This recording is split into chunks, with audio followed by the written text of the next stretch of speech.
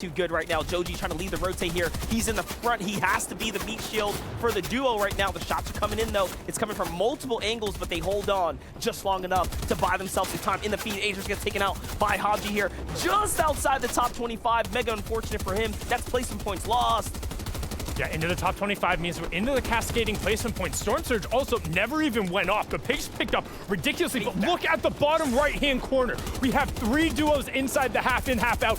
Everyone else is all the way across the zone. We're gonna have to start figuring out a rotation plan here, and sometime soon, Iamzo, D-Gen being one of the few to go ahead and take that first stab at the new zone. They're built up strong and high. Bugha and Miro once again find 2 more in the feed. It's starting to add up here. These elimination points, we cannot stress how important they are. 3 points per elim is effectively worth 3 placement spots in the end game. So when you find 2, that's a 6-point jump. Yeah, we mentioned being in the cascading placement points. Once you're into the top 25, it's +1 point. Each duo that then goes down, since you're in the back half of the game, is an additional point being given. So if you're able to just stay on your feet a little bit longer, you're generally in a good circumstance. What we're gonna see right now is everybody sprint to the pads they hear going down. Because all of these southeastern teams were able to rotate with the collider and the pad that was over there, there should be plenty for people to find as Duke gets a knock on to Igna. Ignalai is going to go ahead and fall there. Just a knock, though, so he can potentially be safe here. That's his player swatted out the sky. Rokane being left as a solo right now. 13 points earned. Not bad at all for a first game, but can he do big solo efforts here? Clutch up a little bit more. That's what is most important.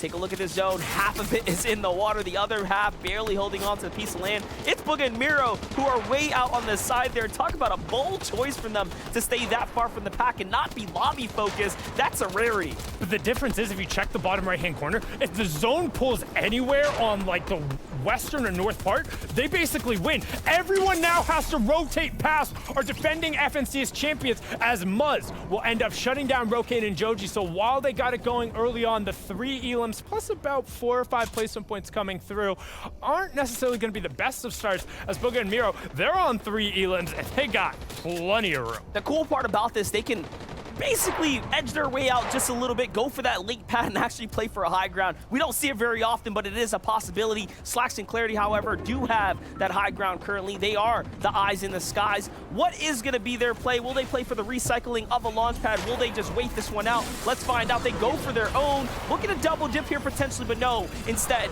they want to touchdown first. He's going to double back. Slacks is trying to get as much information as possible. This is the smartest way to do it. Another launch pad right here. They're gonna go for it. Mega's hurt, Chimp is hurt too, and you can see players are going for that shotgun drop down. Spade is gonna be one of the few that actually picks up an elimination in the process. Peter Bila still alive, Gold and Aviv still alive, they are on the front. Clarity G and Slacks are hurt, but they're up and running, and this is an exciting team right here. Cold and Scented are still in the game. Clarity drops, Demonics on the other side of that. You talked about them being hurt, well maybe a little bit too much. High ground. Slack, but Pamstel and Fash, the French Canadians say that one's for us.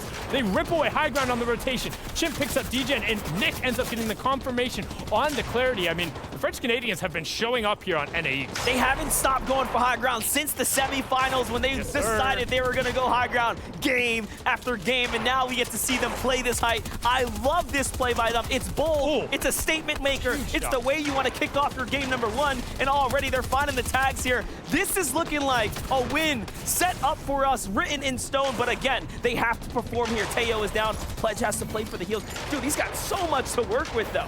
Yeah, I mean, he's just popping sushi over here, chilling, no problem, eating the raw fish out in the zone. But we talked about it. Hey, during the semifinals, Fash and Pamsel had a game very much so like this, where they looked like they were aloft. They're on the left-hand side of your screen, the bottom right-hand corner. Miro going to work on the backside of the zone, finds a huge shot, needs to dig in and pick up the splashes, and then continue moving towards the zone. He wants to pick up a siphon here, but he doesn't have time, and he gets it just as it ticks over. He still needs to catch up to the zone, and Austin, oh Miro, what was that? Shuts down Vert with a big tag right there. All he needed was one, and that's a blessing in disguise. The siphon keeps him alive here, a fighting chance, and this is what Miro is known for. This is what the duo does best. Trust in one another to pop off and pick up big points. Spade and Chimp, a team that got second last FNCS here, and now looking to continue to pop off. Miro is still alive. He gets another one, though, sundown. He is starting to really cook up here.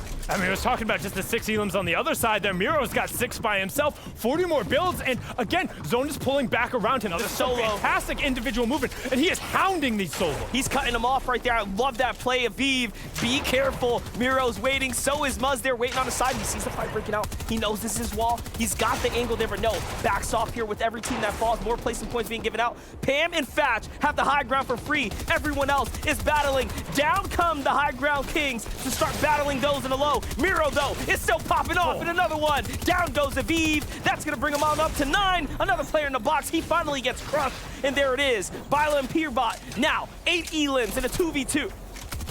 But down on resources as Pamso and Batch, they've been chilling. Yes, they only have 4 elims sitting on the half, but they want the victory royale to come through. It's not going to matter, though, because at the end of the day, Peterbot and Bila are going to be first place on our leaderboard to the back of the eliminations. But hold the phone, it's not over yet. We talked about the there it is, never mind. There's a little bit of panic. Not going to throw that one away as Pam Stout and Batch, the French-Canadians, take game number 1. Hey, Kanata and Agers have quite the fight to bounce back from. This is a huge opportunity. They already have 2. They fight a little more. And talk about a team that needed that so bad. But can they claim the loot? No. Nasen and Bryce sniped that all up.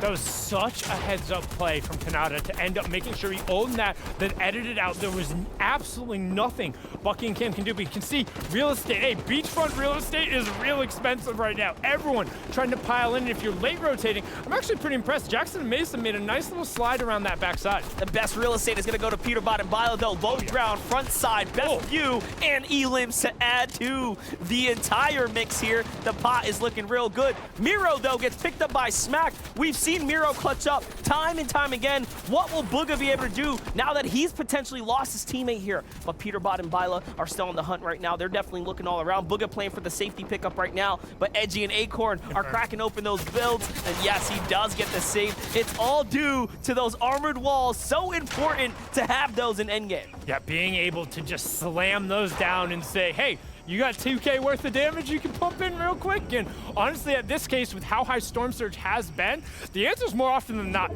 no. And another big thing when it comes to the loadouts is if you're carrying that scope burst rifle, you can't break one of the armored walls. You literally don't have enough bullets. It takes way too much time as they're going to end up rotating in and getting prime real estate here. It's going right back over the land. It's going to be a welcome sight for some on the distance, though. Booga finds 1, finds 2, add them up. That's a 6-point swing for a team that's already in the lead, and it's really starting to add up now. These are the placement points and the elims that they desperately needed to hold and maintain that #1 spot. But who will claim height? It's a little bit of a toss-up right now. Kanata and Agers, one of our few teams who will definitely play for height. 6 elims now, Sundown, and they've managed to find some refreshers. How in the world have they clawed their way back so hard into this game here? It was looking impossible for a second there, but there's a new team on height. It's hide and seek, and Nets there. Cold and Scented, however, are fighting their way into this top 10. Clarity ended up picking up Bila and Peterbot as well. Cold ends up getting Miro, which means Booga is solo again, but we've seen what the World Cup champ can do. This is a huge elimination right here. Huge change of pace for Peterbot as well, who's playing solo. Booga goes for the hitstorm heal.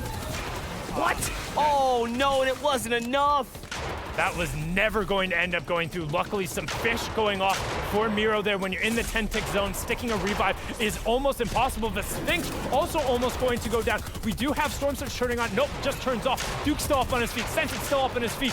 Yamzo running on the back of the zone, jumping, hopping, trying to find a little bit of space to get back to his duo as we're going to swing on over to our current leaders. How in the world does Booga manage to survive that one? All those flashes came into big use here, and he is still up. He's pumping his way through. 70 effective HP to work with here. Only wood. Looking for a refresher. Glace is down to the side there. Cold is going to fall. Oh my gosh, Scented is down as well. Edgy falls inside the storm too, so big names already folding. It's going to start opening up the standings here. Degen and Iamzo, though, playing for high ground. Looking good right now. They actually managed to retake it here. Just a couple builds in the works, though. Agers finally goes down after what was a play worth house money there, but Peterbot is still in the game. We talk about the individual efforts. Booga goes down, but inside the top 10, Peterbot says, yoink, give me that first place, as he's going to about face. And this is what I talked about. The individual efforts from this player is gross. We talk about individual efforts. Clarity G slapping down players. He gets Duke, he gets Booga, he gets Degen as well, putting the G in Clarity G as Nick ends up picking up his partner. It's a high ground fight, though. Yamza has to give it up. He doesn't have mats. Clarity and Slacks go on up to to the Bye, top here. Very little to work with, but the high ground is just that important. Into the top 10 we are. He also finds one. Down goes Acorn. Bye-bye, buddy. It's a two-man fiesta in front of them, and they get cracked there. But Peterbot is still fighting in the game. He finds two more, and just like that, it's a full team wipe. There's no way you do this one as well, Peterbot. We know you're great, but how great are you when it comes down to the final moments? On the front side, Donnie and Macwood, all of the Daily Bugle are alive here, jumping their way back in. Peterbot has more in the tank. Down goes Lawrence. He has shut down at least 3 duos in this end game by himself. And just doing it with the strong weaponry. And right now, the other duos are fighting off. He might just push himself individually into a top 2. Peterbot forced into the zone now. 2v1. Slacks and Clarity looking to put their stamp on it here as Donnie is just buying as much time. He's got the points he needs, but you are just sprinting uphill. And no, actually, he's going to take it away. One more shot will do it, but the young lad is going for it. Unfortunately, Slacks and Clarity will take that one away from him. A good effort, but man, Clarity